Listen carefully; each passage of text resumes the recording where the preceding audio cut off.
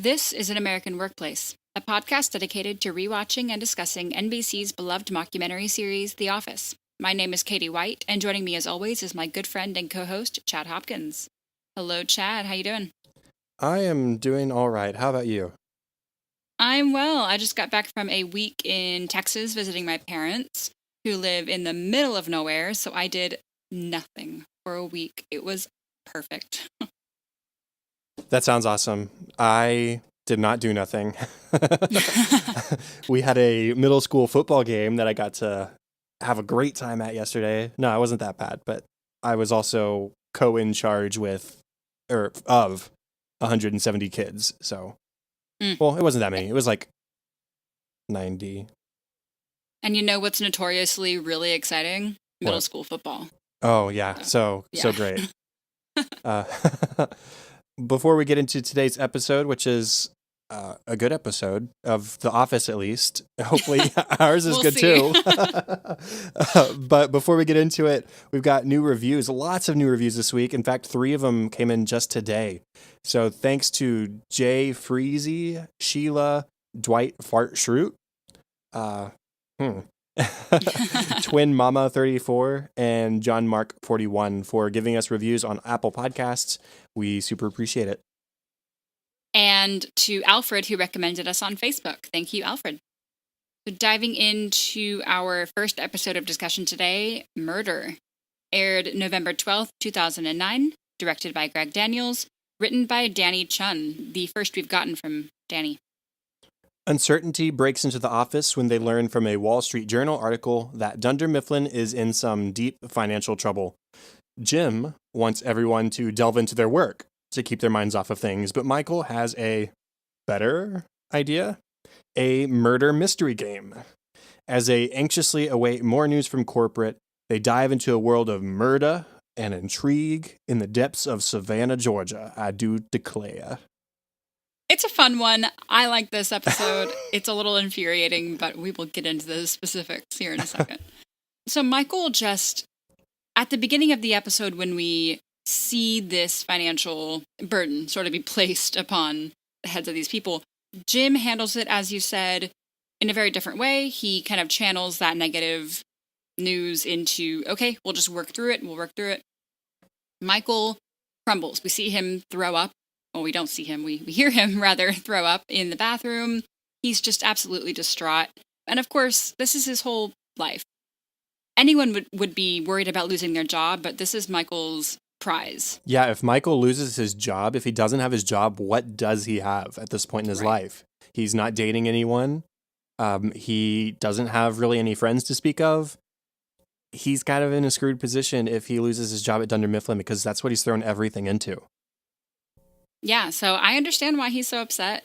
However, he decides to distract the employees with this murder mystery game. So we see the inside of Michael's cabinet in his office, which is just chock full of board games because you need about 75 board games at work. And he pulls out this Bell's Bourbon and Bullets game where people assume identities and there's a murderer. It's sort of like Clue, but with real life. With role play. Right. And so that takes up their entire day at work. Yeah, I'm curious why he had this specific game. I don't. It's called a dinner party game, and we've seen Michael's one and only dinner party, and it didn't turn out too well. And there was surprisingly little role play from my experience at dinner parties. But anyway, he says that games have the power to distract people from stressful situations. And so we're getting a glimpse into Michael's sort of psyche a little bit. He says Battleship got him through his parents' divorce. Operation got him through his vasectomy, i.e. his operation. And Toss Across is the only way he got through his breakup with Holly.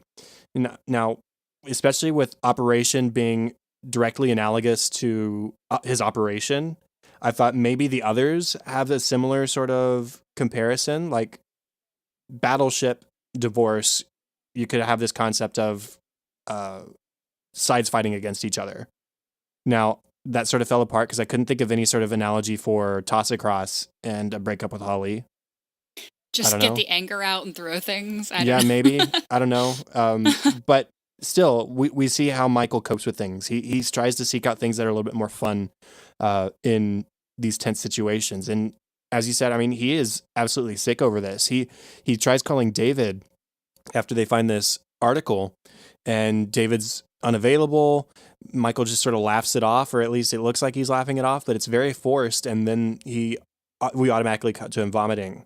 So it's interesting that this is his outlet and that he brings it to everybody else. And even within this fantasy, he has to place himself in the persona of a playboy taking a different woman home every night, and he's hugging and kissing and spooning them, which I thought was pretty innocent. He could have gone a lot farther than just spooning, but yeah, I don't know. He's got this. I'm glad he didn't. I'm glad he didn't. But his Southern accent is just one of several bad Southern accents we hear in this episode.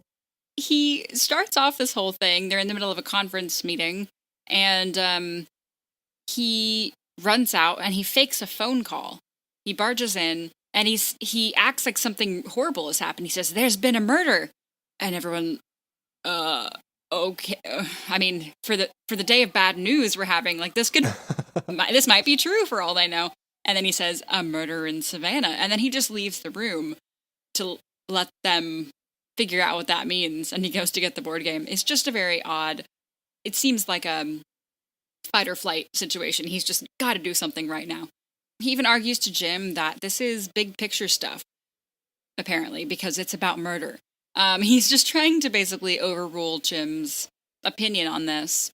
Jim thinks this is totally inappropriate and that it's not big picture. It's, in fact, let's just get through today. This is just day to day. But Michael wins out. We definitely do see these two people's differences in handling stressful situations. Michael does throw himself into the fun, and Jim tries to throw himself into the work. And so in those moments during the conference room, or in the conference room when he's supposed to be working, he's instead supervising this game, and his knees bouncing. He's clearly very nervous. It's not this kind of thing that takes his mind off of what needs to be done. And so even when he calls David later, he says, well, in the midst of everything else, here's this new client pitch I've been working on. Do you want to listen to it? And I think it's partly David saying, Jim, I kind of got bigger fish to fry right now and bigger things to worry about. It's cool that you're working on this. Keep doing it. But I've got other things to throw my attention at. And I think that's what really makes Jim realize that maybe Michael has something here.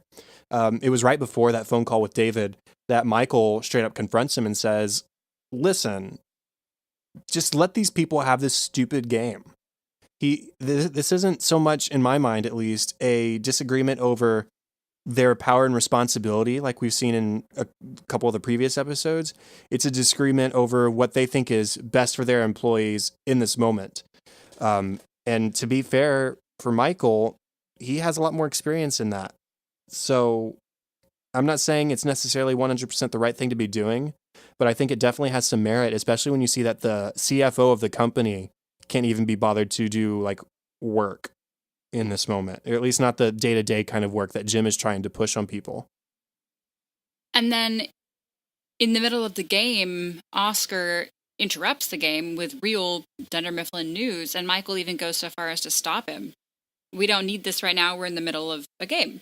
He goes so far as to halt reality. Even I get it when there's no news and everyone is just kind of panicking, but when there is news that is actually relevant and new, Michael doesn't even want to hear it then. So the way I see it, though, is the news that they're getting during this day, Oscar's news about freezing outgoing money, and then Jim, when he does get on the phone with David says, we expect to be out of money by the end of the year. Jim doesn't pass on that information either, because I think he understands that's just going to cause more panic when there still might be possibilities. There still might be a solution out there. And it's like shouting fire in an auditorium. There's just no necessary, there's not a need for it. It's more of a need to know. And it's like a legitimate need to know, not a BS need to know, where someone is like, oh, well, you're not privy to this information. I think Jim is just trying to protect these people and let them sort of have their innocence for now until there is a more permanent or at least long reaching solution in place. And so Jim steps out of his office after that phone call with David. He says, well, there's nothing really happening, but there is some more bad news. There has been another murder. And that's Jim's first time slipping into the accent, slipping into the game. And to me, it's just saying, okay, Michael, I get it. There's some merit to what you're doing here. Let's have fun for today and we'll get back at it tomorrow. Yeah. That's sort of how these two leave this episode. Jim says, I think it was a good day to have two managers. If you're a family and you're stuck on a lifeboat in the middle of the ocean, one parent might want to just keep rowing, but the other parent wants to play a game. It's not because they're crazy, it's because they're doing it for the kids, and I get that now. Which is a really astute and real decision from that other hypothetical parent. I mean, you got to keep the masses calm, and that's, yeah, whether it was intentional or not, that's what Michael is doing. And Michael, for his part, says at the end, this is the hardest I've worked in a long, long time. And you kind of think, wow, Michael, wow. And it is sort of indicative of, remember in Mafia when I pointed out that he had his whole day marked aside for free play and creative space? I made the comment then that it seemed like there's just not a lot for Michael to do because his responsibilities are now being split between two people. So maybe it's leaning towards that. Michael's saying, yeah, I haven't had to do something in a while. And it also shows to me on a more positive light that he works his hardest when his people are in crisis. I don't see it as a bad thing in this scenario because the thing he's working on is a little bit silly. It's to keep up morale, it's to keep people happy, it's to sort of protect them from themselves in a way. And so he's really, to lend credence to the whole this is big picture argument, these people are worried about their jobs in the long term. And so they need a distraction in the short term. And that's where Michael is working hard to help these people out. There's also a B plot here with Andy and Aaron. Andy, we've seen develop this little crush on Aaron. He's using the lightness of this game to ask Aaron out. Of course, there is the elephant in the room that the company might be going under, so kind of do what you can, you know? He asks her out, but he does it in character, in his Savannah character. She accepts in character. All seems fine until they're playing the game later, and Andy realizes that he may have asked out Naughty Nellie, Aaron's character, instead of the real Aaron. So he asks her later, as Andy, if she's excited for the date, and she replies, of course, Nathaniel, in her character. So he kind of resigns. Okay, I'll take you to the finest place in Savannah. And she says, well, that's a long way from Scranton. So he's really confused. He plays it like he didn't ask her out because I guess better to not ask her out than be embarrassed you did. It's all just really awkward, and it turns out that she thought he did ask her out and she was excited. But don't ask somebody out if you're not going to be your own, like, don't be Andy. Yeah, it's all kinds of backwards. Andy says towards the beginning, he says, I was kind of hoping she'd ask me out, but things have not panned out on that front. I wrote, be a man and ask her out. And I'm not trying to like promote gender stereotypes. Like if the girl wants to ask him out, do that too. The point is, if you like somebody and you would like to go out with them, ask them out. Don't expect the other person to do it for you. Man, woman, whatever. I don't care. Ask somebody if you have interest in going out with them. And Andy is just, he hasn't learned that yet. And using his accent for the game was just a poor choice.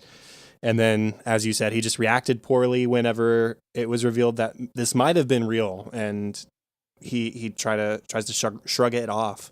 Aaron is clearly disappointed, so now we've seen it before, reciprocity with each of them. They definitely like each other, and they're just not connecting.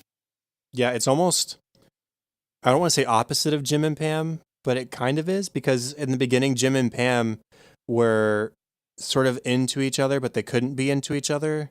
Mm-hmm. Whereas here, Andy and Aaron are both into each other. Clearly, they have no other person tying them down. The relationship is ripe for the taking, and they're just sort of avoiding it for whatever other reason they have. Which I feel like is more not traditional, but more common with, I don't know. I mean, oh, does he like me? I'm not going to say anything. Oh, well, she doesn't like me because she hasn't said anything. And it's just back and forth and like, oh, somebody say something, please. This is like middle school relationships 101.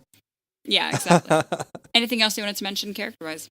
Well, just since we were talking about Andy, his accent is so irritating. But from my research, it appears that it's actually pretty accurate, which could be trusted to the fact that both Ed Helms and Brian Baumgartner, who plays Kevin, are from Atlanta or from Georgia. So you'd trust them to have the accent right. It's just still irritating. So it's just, they just do it in a thick accent. Like molasses spilling out of the mouth. So moving on to some funny moments. Speaking of molasses, what do you have for us? Well, there's the cold open where Dwight is holding an annual seminar on the, quote, latest in martial arts. Because, as Jim says, as we all know, the one thing 1,000-year-old martial arts do all the time is change. So Dwight is, when we first see him, he's like pretending to beat up Phyllis. And then he, after Dwight's talking head says, how can I pose this to you in a relatable way? You are all members of the Yakuza.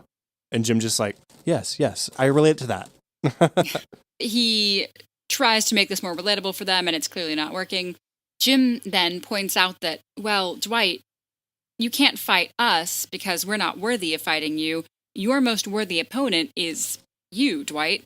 So Jim asks him, okay, so if Dwight attacks you with the throat punch, how would you, Dwight, defend? So Dwight ends up beating up himself in demonstration, and he would not do this half-heartedly, of course. So he actually starts like stepping on an instep and punches, and he's just, oh, he's making you look like such a fool. Oh, he really is, but not for long. And he attacks himself, and it's just... And it ends with him punching himself in the groin as a, quote, element of surprise. When the email from David Wallace gets sent to everyone, Dwight reads it out loud about the article in the journal. He just wants to stress it's just conjecture, blah, blah, blah. Aaron gets asked from Michael, do we have the journal? Aaron says, your feelings journal? You told me to put it in the time capsule. Pam says, Michael, he means the Wall Street Journal online. Michael says, oh, the wall. Okay, no one calls it that, and I think he just didn't know what the journal was, which is a pretty common business news paper, so... I also love leading up to that email. Dwight says, Michael, what is the meaning of this email that everyone got? Michael says, you'll have to be more specific, Dwight. I get like 8 emails a day. I'm like, 8 emails if only. Oh my God. This one's so immature, but given who says it, it's just pretty right on. Kevin approaches the bathroom as he hears Michael throwing up in the bathroom. He walks in and he asks if Michael's okay. Did you throw up in there? Michael says, nope, just pooping. You know how I be. Kevin digs further. He really wants to get to the bottom of this, and he says, it smells like throw up in here. Michael, crazy world, lot of smells. I would be lying if I said I didn't use the just poopin' line more often than I probably should. You know how I be? You know how I be. After reading the article from The Wall online, Michael is listening to Lullaby by Sean Mullins in his office. It reminds me of back in Benihana Christmas when he is listening to the sort of like 15-second iTunes preview of Goodbye My Lover by James Blunt after Carol dumped him. And it wouldn't surprise me at all if he was listening to a 15-second preview of this song as well. Yeah. I don't know, but still, it was a nice sort of throwback to how Michael has dealt with depression in the past. We see why Michael gets to play this game, the murder game. He says to Jim, you owe me one. So Jim owes Michael for not letting him do, quote, Tube City, a concept where Michael runs plastic tubes all over the office and places live hamsters inside. So technically, he does owe Michael one, and this is what Michael picked. Yeah, my favorite part of that is it's another sort of quick cut after Jim says his thing. He says, "So yes, I do owe him one." Cut. Like it's like there was about to be a big but Yeah. they decided to cut right there. Yeah. At the start of the game, both Stanley and Angela try to leave, but Michael says there will be food. And Stanley asks, "What's the food?" Michael tells him sandwich platters. And so Stanley says, "Okay, I'll stay." Angela starts to leave again. Michael says, "Baby carrots." And so he's promising these people food so that they stay and play his game. You can't say he doesn't know his employees. Yeah, that is true. Michael is explaining the game, and he suggests to Kevin that if you talk slowly in real life, maybe your character got kicked in the head by a horse. Kevin says, "Cool, I'll try it." Really take on, like make the character your own. Michael's favorite catchphrase while speaking with this accent is "I do declare," because he says that's how Southern people talk. One of my favorite times he uses it is when Dwight's character is interrogating him. And he says, "I already declared you. It was too dark to tell." And then my other favorite time is at the end when Jim does say, "There has been another murder." And Michael says, "Another murder, you say? I do declare." Just this like sly grin on his face, and he speaks real slowly. It's fun. One of my favorite Southern phrases is when Michael has a brief talking head where he says, "I do believe that the game is a big hit. People are really diving into their characters." And the camera just cuts to Kevin, and he just says, "Y'all." It's real dragged out. He's like holding a cigar. Y'all. Fair. I mean, I live in Texas. I say it. Yeah. I get made fun of up here, but I say it. I do try to avoid it, but sometimes, I mean, it happens. Almost every other language has a plural you except for English, so the South is onto something. At the very beginning of the episode, when they're reading the article on the wall, I love how everybody's gathered around Oscar's computer and they read the first part of it, and he's like, "Oh, well, it's another $1.99 to read the rest of the article." And Michael says, "I wonder what it was going to say." And so everybody's just like standing around. It's $2. And Jim just, he's frustrated. He steps forward, "Seriously, guys?" And he puts in his card information. And then Andy, being ridiculous as he is, "Oh, wait. Oh," and he like pretends that he was going to pay for it, but Jim just beat him to it. But no, you waited until Jim already stepped up to do it.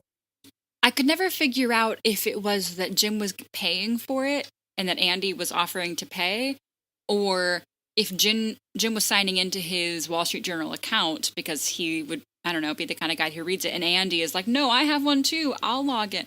It's probably paying for it, but that thought always crossed my mind. I don't know why. Yeah, either way, sort of makes sense. Yeah. The fact is, everybody was just standing there until Jim stepped forward. It's like, "Come on, guys, I need to know what's happening about our company. Do you guys not need to know?" Michael was just so resigned, like, "Oh, man, that was going to be great." It would have been great to have known what that was going to say. I guess we'll never know.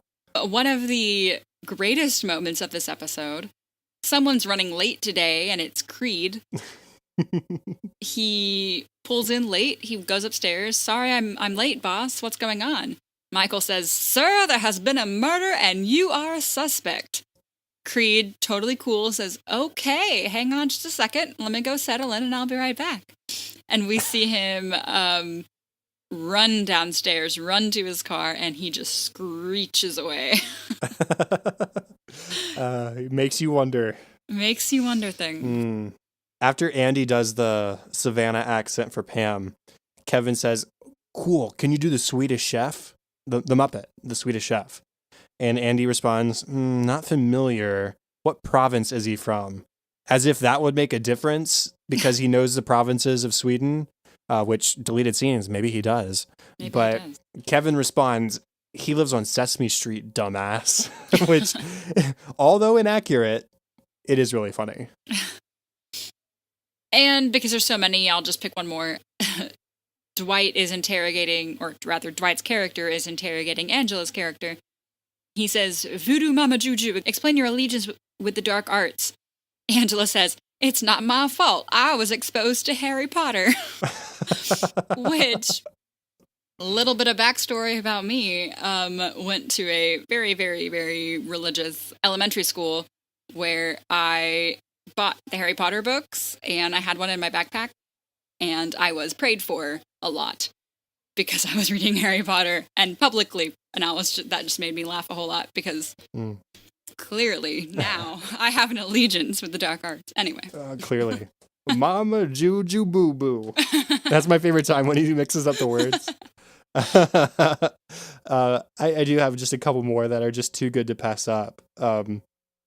Dwight says it's never the person you most suspect, and it's also never the person you least suspect, since anyone with half a brain would suspect them the most. Therefore, I know the killer to be Beatrix Bourbon, the person I most medium suspect. And the funny thing is, he ends up being right. And that's yet another mystery that Dwight has solved, even if this one was a game. So that makes The Secret with Oscar playing hooky with work in season 2. Just a few episodes back, The Meeting, where Daryl lied about how he got his injury. Dwight was right about that too. And I guess if you want to, you can count The Beat Bandit. But I mean, this is just another one to the tally. Dwight's doing a pretty good job. I had that written down in my character notes and I forgot to say it. There's something to it. I can't deny. Let's see. We would be remiss if we did not mention Oscar's moment to shine. Oh. When he comes in with that extra information that we talked about earlier, Michael says, "What is this strange Yankee accent coming out of your mouth?" So Oscar trying to convey information, but also trying to participate in the game, says this plantation, we're running low on greenbacks, we're having problems paying the people who give us the seeds and the dirt, we can't pay. And then it breaks. Michael is kind of up here in his falsetto.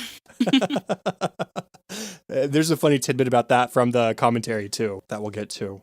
But now, the last moment I wanted to mention is the standoffs that happen at the end. The first one is between Dwight, Andy, and Michael. They're sort of standing in a triangle and holding their, quote, guns at each other. And Michael says, "On the count of 3, we're going to lower our guns."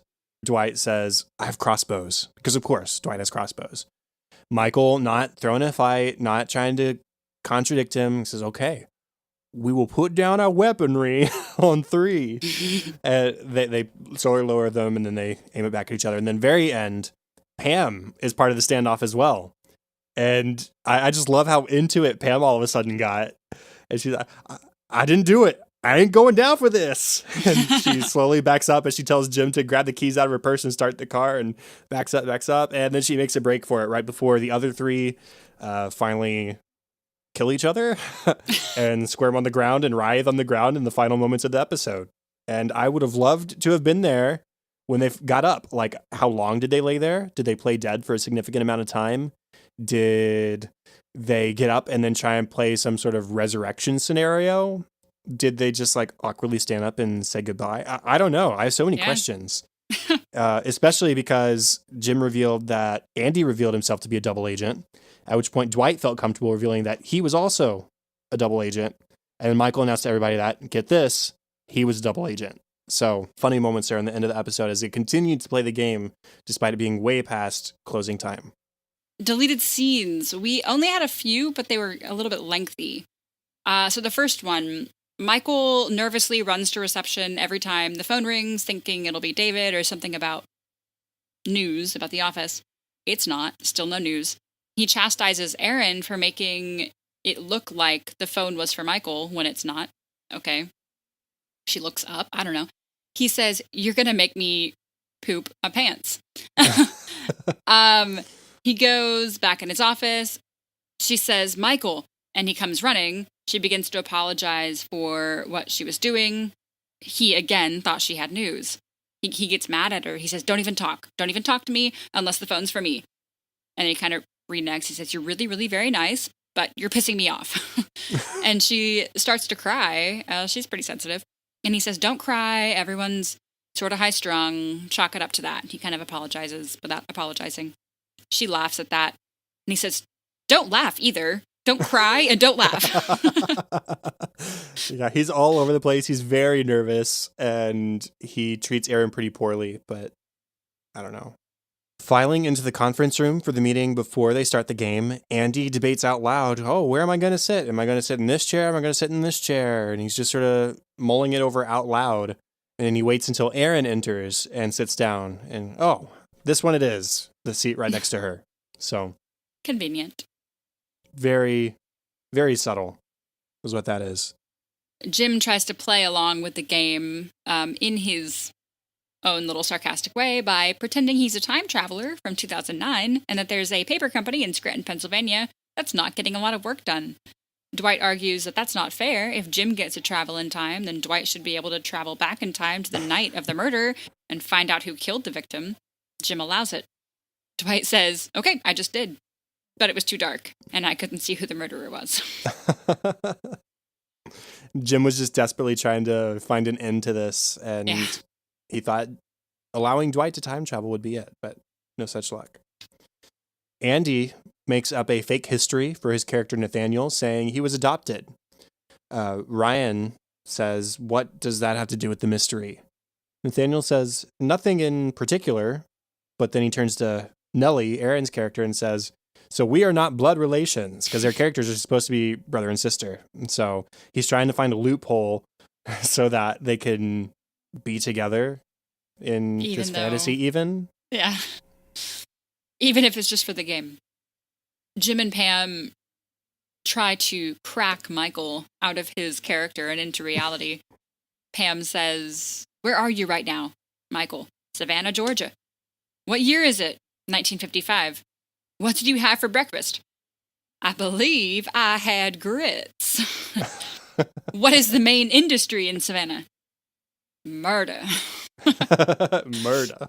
And I just love that Jim and Pam were on the same page with cracking Michael. Like, I doubt that they talked about this. They just used the same tactic. Like, okay, where is he right now? Can we just make him not know an answer?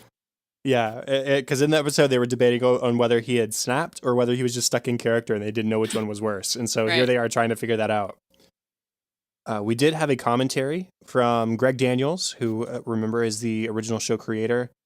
Danny Chun, who wrote this episode, and then randomly Ellie Kemper, who is Aaron. So one of the early details I wrote down is that they filmed the cold open the morning after the Emmys. And apparently after they filmed it, Rain asked, could John Cryer do that? And John Cryer was from 2.5 Men. He played the not Charlie Sheen character. And he had just won for his work on that show for 2.5 Men. So. And Rain was up against him for The Office for Best Supporting Actor. Yeah, and it was for the episode Heavy Negotiations at the end of season 5. Mm. The original ending to the cold open had Dwight and Michael kicking each other in the groin, but the idea of Dwight attacking himself came from Jen Salata. And I put that because I kind of forget, and I like that even though we have a writer of the show, it's a collaboration and other writers propose ideas, and that kind of ends up in the story, but there is an overseeing writer of the show.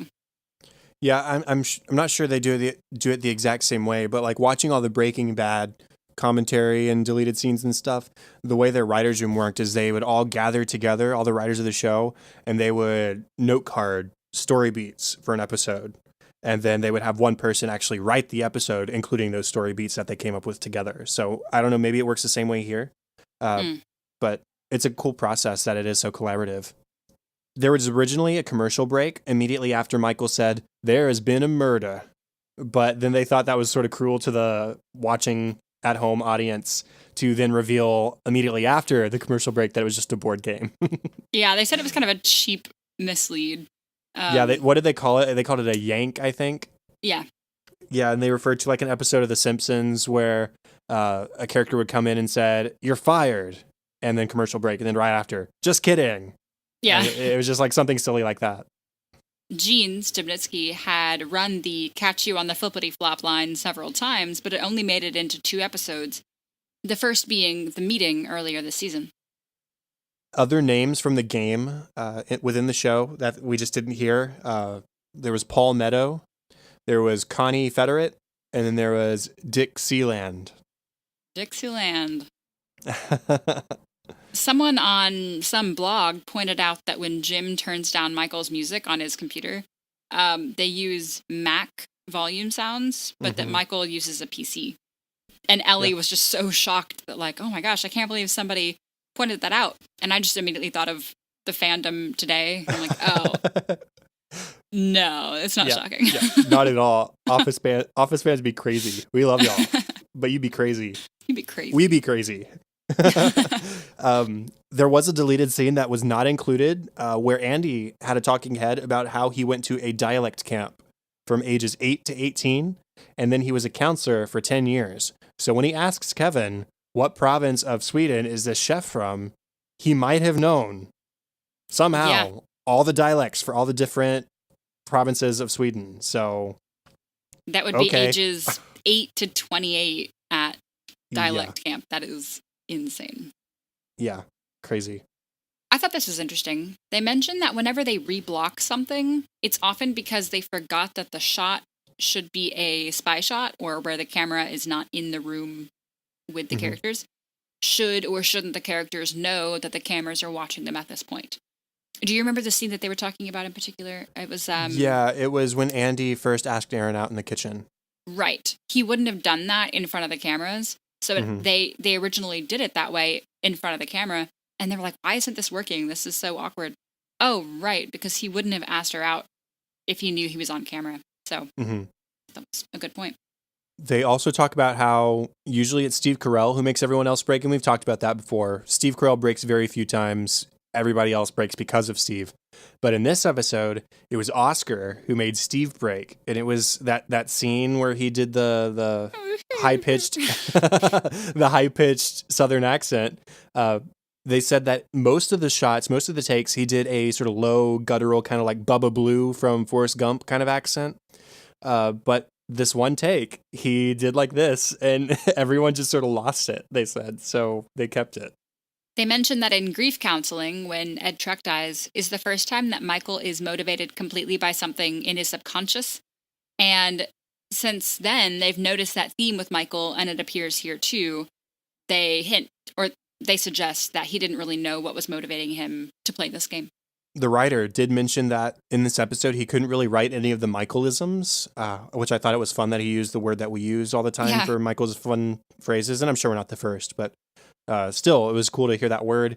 And he said he couldn't use those phrases that he would normally use because Michael wasn't Michael for most of the episode. He was Caleb Crawdad. So that was a fun little tidbit. You had to approach a character, playing a character who wouldn't say his normal character things, but would rather say things that are in the role of this other character. It should be noted that Meredith's brains, when she's acting as the victim and has her brains spilled out on the floor, they are roast beef from the sandwich platter that's foreshadowed from Michael to entice Stanley to stay. So there's the sandwich platter. It finally showed up in the form of brains. And the last one I had was the last line that Michael has, the hardest I've worked in a long, long timeline, was actually Steve Carell's idea to have this sort of grounding moment for Michael saying, yeah, I worked really hard today. And I don't remember what they said originally was. I think it was just like he finally broke character and maybe said something, but it wasn't that phrase specifically. I did have one last one. When filming, Andy Buckley, who plays David Wallace, was just a few feet away when he was talking on the phone, but he didn't appear in the episode, which means that they had to schedule around him. And as we know, he's a finance guy in real life, as well as acting. So they had to schedule around him without him actually appearing in the episode. And I feel like that's such a hassle. And they probably could have just used a voice recording, but they didn't. Yeah. I so thought that they were going to tell us again that he was a finance guy, but instead they just told us that he was actually nearby talking on the phone, which I love that they do their phone recordings like in person where they're actually reacting to each other in the flow of things. Right. But yeah, it does make things tricky. I thought for sure. I already started laughing, anticipating that they were going to say that. Okay. And I have our discussion topic for this episode. It's hinted in the commentary that Michael is sort of run by his subconscious. Not hinted. They say that. Sorry. They just flat out say it. But it also appears at times like Michael knows what he's doing with this murder mystery game. What do you think? Is he hiding from the situation, or is he trying to steer the ship? I think it's one disguised as the other. So he mentioned that, and we talked about, he uses these games to distract him from the difficult points in his life. And so Battleship for his parents' divorce, Operation for his vasectomy, and that would have been traumatizing because he wanted to have kids. And here he was having a vasectomy to make that not possible, right? And then his breakup with Holly, who he thought was the love of his life. And so he was using games to distract himself from that. And this would be just as traumatic, if not more so, because sort of the connecting thread between at least two of those was Dunder Mifflin. And so I think this game is just as much just another game to distract Michael from the hardships of life. But I think he also maybe doesn't know that in the moment, but he is using the steering the ship, as you put it, to hide his own insecurities and trying to distract himself. Yeah, that makes sense. I was thinking something along the same lines, mostly reverting and kind of hiding, but realizing that maybe other people needed that too. Mm-hmm. Now, going into our next episode, we have Shareholder Meeting. It aired on November 19th of 2009, was directed by Charles McDougall and written by Justin Spitzer. The CEO of Dunder Mifflin has invited Michael, the most successful branch manager, to a shareholders meeting in New York, but has failed to tell him the reason for the meeting. Dunder Mifflin is going bankrupt quickly, and the shareholders are livid. Michael somehow digs the company into an even deeper hole by promising the crowd a fix when no one has a fix. In Scranton, Jim struggles to control employees who have made it clear that they believe he doesn't have as much power as Michael, but by the end of the day, he's managed to make this point pretty clear. Michael, it was interesting to me that he's being introduced as their most successful branch manager when they have co-managers now. I mean, they share a title. They are both co-managers of the same branch. And we've stressed that last episode. We don't need to go through it again. And I guess I appreciate seniority. And I assume that's what David is sort of leaning towards here. But maybe I think this is also them possibly acknowledging that having two people co-manage one branch is at best unconventional and at worst a stupid idea that would be bad to reveal to the people with money in the company. Yeah, I definitely agree with that last point. And I saw it more as Michael successfully ran the branch for the majority of the time they're talking about, because they were, numbers are quarterly, right? And Jim hasn't even been in the position for a quarter. That's fair. So he wouldn't have had the impact that Michael's had. Mm-hmm. But it would also be weird to bring in two people and say, these are our co-managers of our most successful branch. It'd be weird. Mm-hmm. Michael thinks his meeting is purely about celebrating him and his accomplishments with the company. So it's a big, unfortunate surprise when, as soon as they enter, they start booing. The people in the audience start booing. And it's like Michael's nightmare all of a sudden. He turns and looks at the camera. He's very aware of where the documentary camera is during this episode while he's on the stage, because he has all these like almost Jim-esque glances, like, how do I react to the situation here? This is not at all like how I was expecting it to go. I mean, could Michael not have anticipated the nature of this meeting? Could he not have guessed, given the plot of murder just an episode before? He probably could have, but being the honored invited guest, he thinks it's about him. Yeah. Because that's Michael. And they send a limo to Scranton to pick him up, and the hotel, I believe, or conference, that's not a hotel, a conference room that is being held in is beautiful, and it's just a little extravagant, and it all just kind of stinks of corporate greed, and it's just a weird vibe, and Michael definitely doesn't pick up on that until he's being booed, which is not the reaction he was hoping for. he tries to stand up for corporate as they're sort of being jided by the shareholders. He says, no, these people are nice. You need to stop booing them. They're nice people.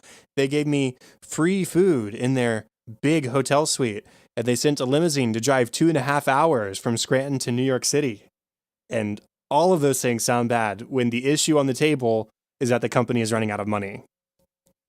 So as they're leaving for break, my theory holds true, Katie. Michael picks up a microphone and he is so negatively impacted by these angry people that he starts giving this BS nonsense about a 45-day, 45-point plan that's completely unfounded. It's completely unrealistic. It's going to get them back in business, though. And it makes everybody happy in the moment, except for corporate, because they know how ludicrous it is to make a promise like this that they cannot in any way follow through with. Yep. He really, the whole time he's picking up the microphone and talking into it. I mean, we see the CEO like try to usher him away. And Michael just so badly wants to make people happy. He has no idea what he's talking about, and he thinks he's helping in some weird way. Okay, I'll say that we have a plan and we'll figure out the plan later. In fact, we see that on their break. He's like, great, so let's just roll with this thing that I said. Let's just give them something to grasp onto that'll turn this meeting around. And in a very weird way, I kind of get it. Like, it's basically just, let's lie to them. But I don't think that's what Michael initially meant. He just wanted them to stop booing. He just wanted applause. Oh, it's brutal. Yeah, I think it's like 80% him not liking being booed and wanting to get their approval, and then 20% thinking, okay, these people are angry, I can make them happy. So their needs are secondary. He just wants to feel better about himself first, and them being happy and cheering at the end of it is a nice byproduct of that. But I just love that my microphone theory is continuing to hold true. Yeah. And as he's picking up the mic and talking into it, the camera is positioned so that you can see David, and he face palms. He's like, oh no, Michael has a microphone. What do I do? Never. He can't do anything. There are hundreds of shareholders at this meeting. I mean, it's huge. It's in a big, huge conference room, ballroom, basically. And Michael is saying, we have this 45-day, 45-point plan, 1 point a day, and we're in business. You can take that to the bank. And then he just throws in some nonsense. We're going to go completely carbon neutral. Stop. And he runs off the stage, and I didn't remember him running back on the stage either. I didn't remember how long that he sort of just dragged that on. Yeah. Oh, just shut up. Just stop talking. And he was sort of just blowing smoke, but I don't think he knew that he was blowing smoke. He was like, okay, this will make people happy, and then we'll just give it to them. It wasn't, let's lie to them to make them happy, and then we'll figure out what to do after. I think he was legitimately like, okay, this is the solution. Easy peasy. He just didn't realize that you have to back that up with something. And so they go back to the suite, and the CEO, whose name is Alan Brand, by the way, and the former senator, his name is Chris O'Keefe. And the two of them are dumbfounded with this guy making promises out of his butt that they obviously can't keep. And Michael just doesn't see what he did wrong because he made all those angry people happy. And when they don't have a solution for his solution, Michael calls in Oscar to come up with something. But Oscar didn't really have anything nice to say about any of these people until he was in the room with them. Yeah, he got really quiet. He was bad-mouthing them all morning. And then Michael invites him up to the suite to come up with this 45-day plan. Thanks a lot. Got to fix my problem now. To fix the own problem that he's created. Oscar basically just leaves. He stumbles on his words for a moment. He says that they're in good hands and just pieces out. I mean, get out quick. After Oscar leaves, Michael walks back in and says, okay, yeah, we're in trouble. I think we're in trouble, guys. It's like it finally dawns on him, we don't have a solution. Yikes. This is just now occurring to me. We're in trouble. Oops. And so he says, maybe I should just go out and I'll tell a few jokes. I'll ease the crowd. The congressman can follow. And the congressman asks, where's the off button on this moron?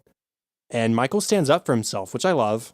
He says, I'm not the moron because I've been profitable. My branch continues to turn a profit quarter after quarter. I'm not the one failing to run this company. So maybe you're the moron. And that ends his stay as an honored guest with these corporate people. And so he skips out and he races to get to the limo before the driver is told not to take them home. Yes, because that's exactly what he is about to be told. He can take the bus. So Michael grabs Oscar and Dwight, and they run to the limo, and they head back to Scranton. And that's it in New York. Yeah, Andy too. Andy is there. Oh, he is. Yes, sorry. Yeah, because Andy the whole time is trying to sort of spurn Oscar into standing up and saying something to corporate's faces, because Oscar is apparently a shareholder in the company in addition to being an employee.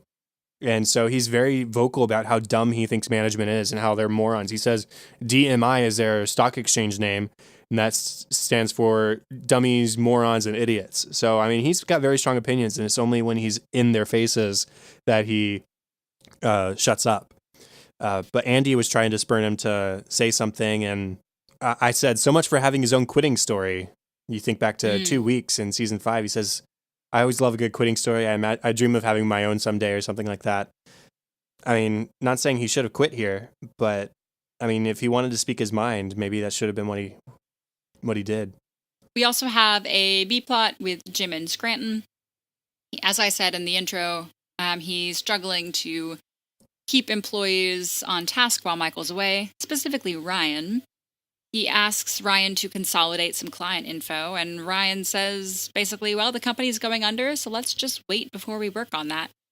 Jim asks him to do it. Ryan refuses. Just complete insubordination. It's as if someone beneath him was asking him to complete a task. I mean, he was just not at all interested. He wouldn't even look up from his computer to talk to Jim. It was just... And then Phyllis takes a 2-hour lunch with Bob and comes back tipsy. And she tells Jim this. And it reminds me of Kevin. Back when Jim first took this job, Kevin comes in and says, yeah, I'm late to work. And I don't remember what else he detailed, but he was telling Jim stuff that maybe if they were just coworkers, it was fine to share that information. But now Jim is his superior, and Jim really can't keep that kind of stuff close to the vest. He has to dish out discipline if discipline is needed. So Jim realizes then that these people don't think he's as much of a boss as Michael is, because specifically of an email that Ryan sent out to everybody saying, yeah, Jim can't fire people. Jim can't do this. Jim can't do that because he's not the real boss. So Jim makes an example, and it is wonderful. But really quick before we get to that, Phyllis, so she took her 2-hour lunch. She got tipsy, told Jim. Jim says, okay, you can't be telling me this stuff, and you shouldn't be doing that in the first place. She says, oh, it's okay. Michael doesn't really care about these things. You're talking to your boss. Yeah. And then getting to the Ryan thing, he confides in Pam. He says, I don't actually know if I can fire people. I think I can, but I'm not going to fire him. Let's do one better. So Jim goes back to the annex to check on Ryan and see how he's progressing. Ryan says he's done the task 3 different ways in his head, and he's just such a perfectionist that he'd rather not do it at all than do a crappy version of it. Jim says, okay, it's data entry. There's only one way to do it. Do it. Ryan suggests that since Jim has such a specific idea for it, maybe he should just do it himself. Jim suggests to a very annoying Ryan that perhaps he's distracted, and he's come up with a plan for Ryan. Ryan says, I'm glad you're finally being proactive, Jim. Ugh, slap that kid in the face. He deserves it. So Jim decides to move Ryan into the storage closet. You know the one. In the break room between the bathrooms with probably no internet. It's just enough room for a desk and a person, and that's it. Mm-hmm. It's amazing. So it's a dark closet between the bathrooms. And the best part is he calls everybody's attention. He says, yes. Hey, everybody, can I have your attention? Look at what I'm doing to Ryan. You're next. If you continue what you're doing, basically. And it does make a noticeable impact. Everybody reacts and is like, oh, yeah, I guess I should start listening to this guy. And Ryan, for what it's worth, as soon as Jim opens up and shows him, here's your new desk, here's your new office, Ryan says, I'm sorry, I will go and I'll do my work. And Jim just laughs at him and closes the door on him. And it's great. It's so good. And by the way, since you mentioned Ryan looking at his computer, we know that Ryan's talking BS when he says he's a perfectionist, blah, blah, blah, blah, blah. But there's evidence in that scene. He is playing Tetris on his computer. By definition, a game for perfectionists. He is terrible at it. If you look at the screen, I paused and I'm like, he's got a solid stripe of lines over here that he could have filled. And he's just so bad at Tetris. If he was a perfectionist like he claims to be, he would be doing so much better. This is coming from a guy who plays Tetris all the time on his phone. But I mean, it's the little thing. Yeah, it's the little things. Yeah. It's a very subtle, very nerdy joke about being a perfectionist. But there it is. Anything else you wanted to mention character-wise? No, let's go on to the funny stuff. What do you got? So the cold open, we have Dwight as Recyclops. So Recyclops is an Earth Day tradition that Dwight has installed in the office. It started out several years ago as a fun, kind of superhero type reminder of Earth Day, simple green shirt, a little decoration, providing recycling facts. Each year, he developed a bit more and a bit more and a bit more and got more high-tech. And then after a fictional tragedy happened on his fictitious home planet, Recyclops vowed to destroy the planet he once loved. Now he's a monster who hates the Earth. He sprays aerosol cans everywhere, and he points out that they're terrible for the environment. Recyclops says, humans are terrible for the environment. Well, that's true. Especially when they spray aerosol cans. Yeah, specifically. And then they also, because they had to film this as if it was years past, they brought back Ronnie in the flashbacks. I was about to say that. Who you may remember as the receptionist who replaced Pam, Risa Ronnie. So I love that continuity. Yeah, and that's crazy continuity because Ronnie was only there for literally an episode, if that, because she ended up leaving and Ryan replaced her after committing fraud. So, I that's my favorite part about that cold open, actually, is the fact that it's sort of a timeline through the series. At the beginning of the actual episode, after the theme song, Michael is practicing his wave because, again, he thinks this is going to be a big celebration of him as the honored guest. And after he waves, he does a twirl. And everybody's like, nope, hate the twirl. Don't do the twirl. And he's like, I'm not going to do the twirl. And we cut to his office and a talking head. Obviously, I wasn't going to do the twirl. It was a spin anyways. And I might do the spin. And sure enough, he does do the spin in the at the meeting after everybody's cheering him after he's lied about the 45 points plan. Michael meets with someone named Lori who works for exec at this time, I guess. She says, Mr. Scott. They introduce themselves. She says, I'm Lori. He goes, oh, hi. Thank you. And please continue to call me Mr. Scott. He was about to say, please call me Michael, but he realized, no, I like being called Mr. Scott. I never get called Mr. Scott. So he reminded her to keep doing that. Some talk about the limos. Michael is very excited about it, but at first he tries to pretend he's not. He says, yeah, they're sending a town car, which is actually better than a limo because it's got better torque, it's got better handling, and then the limo gets there. And he's like, yeah, town cars suck. A company sends a town car when it's in trouble, but they send a limo when they have cause for celebration, and they're obviously celebrating me. And then when they're actually riding the limo, he says, I wish the windows weren't tinted so people could see us in here. That's the opposite of most people in limos. They don't want people to see them. It's supposed to be a more private kind of thing. And Andy asks if they think anybody's had sex in there, and they're all seeming pretty excited that they think, yeah, probably definitely people have had sex there, which is really awkward and gross. Dwight says, smells like it. Yeah, smells like it. Which you would almost miss if you didn't have the subtitles, I think. It's sort of overlapped with things. And then when David asks him about the limo after he arrives at the hospitality suite, He says, yes, thank you. It was very sublime. I just love the way he described it. It's very sublime. Which was the perfect segue into my next one, and then he's introduced to the senator, and his greeting is, Your Eminence, which I don't think is a greeting for anyone, and it was just, I laughed so hard at that every time. Maybe the Queen of England, but that's pretty much it. Your Highness? Yeah, Your Highness. That would work. Yeah. It's, I don't know, funny. Too much TV or something. Dwight reveals he has a shirt guy. He says, I wanted to lob Michael a softball question early, not necessarily for Michael's sake, but so that he could swing by the garment district nearby and pick up a few crates of his shirts. Now, my mind, I picture a crate as holding many shirts, and he's picking up a few of them. So I just have to ask, does Dwight not wash his shirts? Does he wear it once and throw it away? Like, who needs that many shirts when they're all the same earthy color of mustard? We've seen that the plumbing at Schrute Farms it's barely existent. They have running water. I don't know that they have a washing machine, so that's a possibility. Yeah, maybe so. Not that people can't wash clothes without one, but it's a possibility. Yeah, I mean, a few crates, I just assume that he's throwing them away. Yeah. The CEO introduced Michael in a very flattering way as they're walking on stage. Sort of that he's a ray of hope in these uncertain times. He's managed to maintain steady profits. He even gets scattered applause at this introduction. However, the waste repurposing plant that's mentioned after Michael gets much more applause than Michael does. And he's not too thrilled about that. No.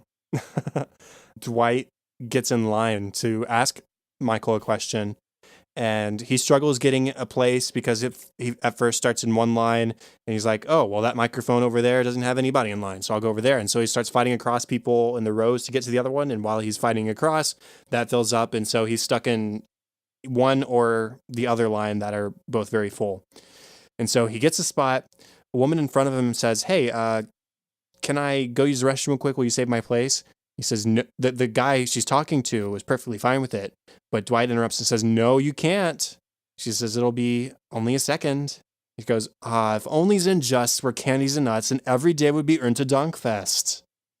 It's one of my favorite lines from the entire series, and I don't know why. She just looks at him so confused that she's like, okay, well, I guess I'm not going to the bathroom then. But I did look it up. Erntedankfest is German for Harvest Festival. So it would make sense that Dwight and his family would celebrate it because he's a farmer. Jim asks the office in the middle of all of this, who has more power thing, who here believes I have as much power as Michael? Pam, or first, no one raises their hand, and then Pam kind of, oh, me, I do. And then we get a talking head. She goes, I forgot I have to support him no matter what. Close one. Oh, oops, we're married now. I have to be your number one. My bad. As they're getting ready to board the limousine, Oscar comments, man, management's a bunch of boobs for spending money on the limousine like this. Michael says, hate to break it to you, Oscar, but some of us like boobs. And Dwight says, calves all the way. Okay. Okay. Keep that to yourself. If you say so. I believe the very last thing of the episode, Dwight finally, after an entire episode, gets to the microphone. And at first, his statement is taken well. He says, I just want to say that I have been standing in this line all day. And if this line is any indication of how this company is being run, then we are in big trouble. And everyone loves that. Yes, very true. He says, right, thank you, I know. And I just want to say that there are options out there. Still, the crowd applauds. He says, a take a number option, like they have in the deli. Or what about line varieties, like an express line for quick comments? And he just goes on. He wastes his opportunity to speak on talking about how the line was handled. And the CEO is like, thank you for your suggestions. Like, that is something that we can maybe consider, actually. At our next shareholder meeting, which we may not ever have. Yeah, thank you for not being angry at me. Which that reminds me of something that happens in the future, but I don't want to spoil it. So hopefully I remember to refer back to this episode when we get there, because it's a couple seasons away. I have just a couple more to finish us off as far as funny moments go.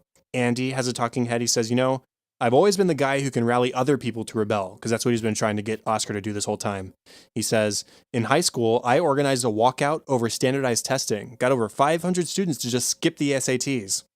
At the last second, I chickened out, though, so I took it anyway, got a 1220, always regretted it. I feel lachrymose. And he just sort of looks at the camera. Nice SAT word, Andy. Good job. Congrats. And the last one for me is as Jim is sort of staring on Ryan and he's trying to figure out how best to make an example of him. Ryan is tossing a ball up and down and it says, do you love her or do you love the idea of her? And then the camera zooms out and he's talking to Creed, who's not who I would have expected him talking to. And Creed just says, I don't know, man. I just don't know. So Creed's trying to find love, I guess. Good for him. In his Even potential older murderers age. need to find love. So deleted scenes on this episode. This is sort of a running gag. I guess I'll say them both. Michael fell asleep in the limo on the way to New York and gets mad at the guys for letting him fall asleep. He gets more mad when he sees that they stop for fast food and for Sundays. On the way back to Scranton, the limo pulls up to Dunder Mifflin after dark. They've made it. Michael fell asleep again, and they've got Sundays again. But fear not, Dwight got Michael a sundae. That Michael is so bummed because he really wanted to eat it while they were driving in the limo. That's the whole thing. And he asks the limo driver how long he has left in the car. He says he has 1 minute left. So as everyone starts to leave, he props his feet up and eats the pistachio sundae, which Dwight has gotten him. He hates it, but he eats it anyway. I loved both of those deleted scenes. I thought they were so funny. The first one was funny, but then the second one was like, okay, that's really good. That's awesome. Yeah. Dwight has a talking head while in line. He's constantly urging people to move forward as soon as there's an open space in the line. He says, I was the shortest line leader in preschool at 3'2". I was in charge of keeping children up to height 3'6" in line. They hated me, but I wasn't there to make friends.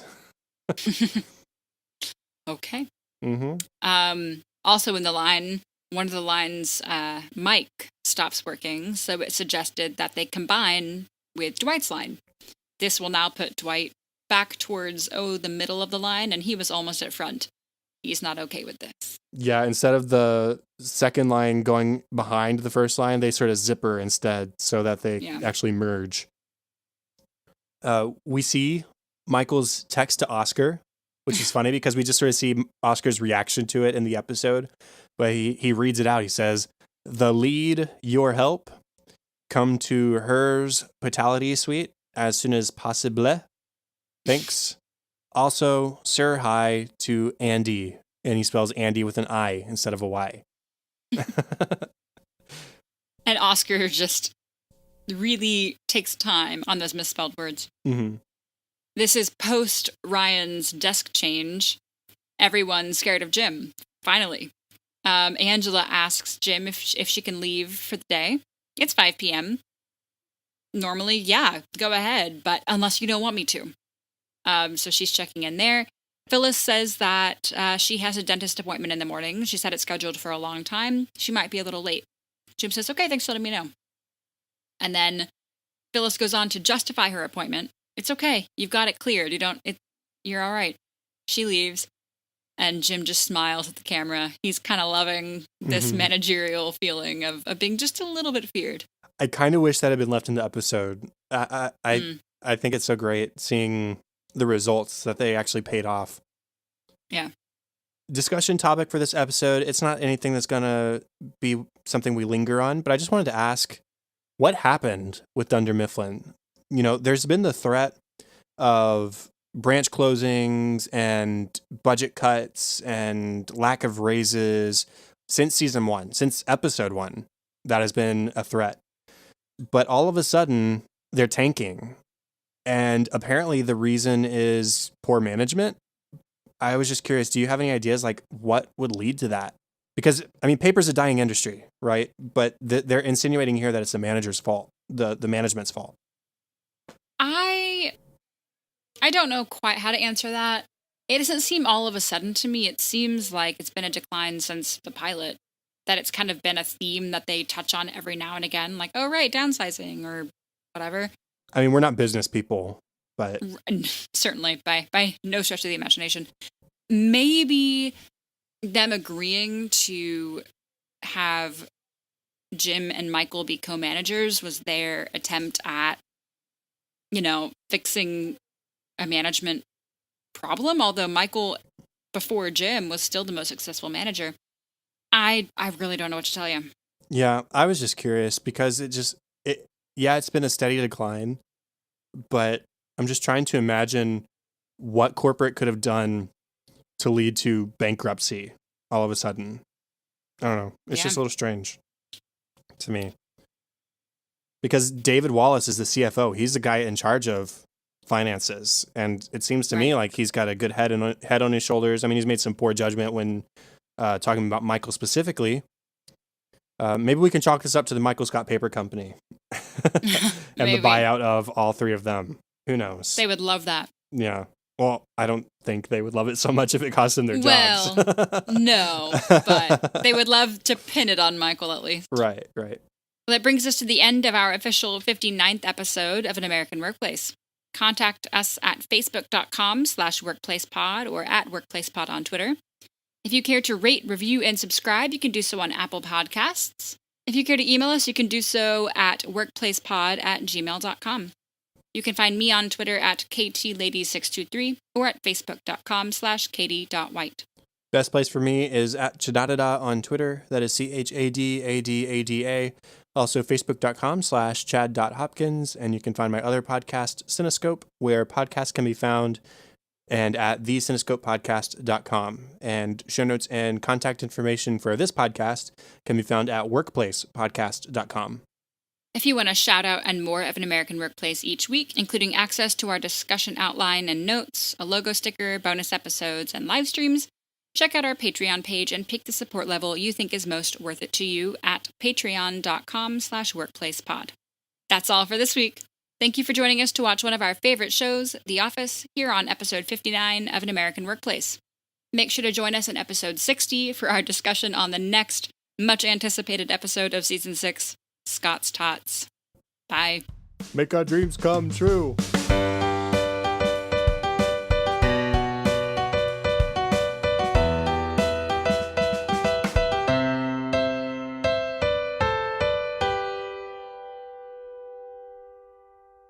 So he kind of resigns. Okay, I'll take you to the finest places.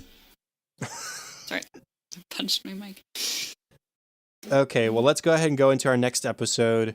I have a discussion topic. Oh, yep, you do have a discussion topic. You do the thing. And then he's introduced to the seminar. Nope. What? That was almost inappropriate.